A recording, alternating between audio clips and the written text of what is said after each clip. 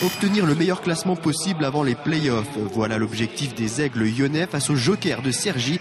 Des Jokers qui comptaient bien conserver leur deuxième place et ça commence plutôt bien avec l'ouverture du score par Manfreda dès la 4e minute. Malgré ce but encaissé, les Lyonnais sont dans le match et se procurent plusieurs occasions, mais le gardien de Cergy s'interpose à plusieurs reprises. Le Hogli se retrouve très souvent aux abords de la cage adverse, mais s'expose à des contres. Heureusement, dans les buts, Peter Stanga est vigilant. Après une nouvelle occasion manquée, puis un nouvel arrêt décisif de Stanga, les Aigles sont récompensés de leurs efforts à la 19e minute. Marinov trouve le chemin des filets et égalise. Un but partout au terme du premier tiers-temps. À la reprise, les locaux montrent encore de belles choses, mais butent toujours sur le gardien. Magne trouve finalement la faille sur un service d'Oselka. 2-1 pour La Roche. Cergy réagit, mais Stanga est une nouvelle fois décisif. 35e minute, Caspar permet à son équipe de faire le break. 3-1. Mais Cergy revient très vite dans la partie puisque une minute plus tard, Domian trompe Stanga. 3-2. La partie est rythmée et très plaisante. 38e minute, Oselka lance Caspar. Ce dernier file vers le but avant d'être déséquilibré par un joueur de Cergy.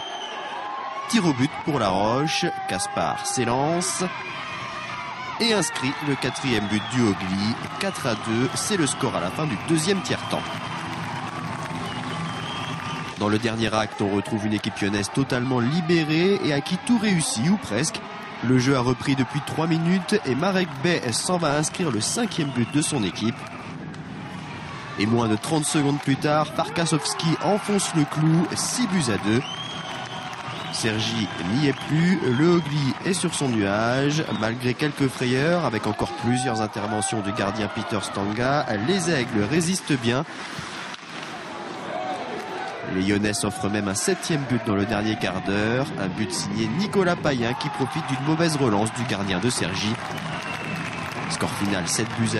Un très beau match et une très belle victoire pour le Hogli qui a fait le plein de confiance avant d'entamer les playoffs.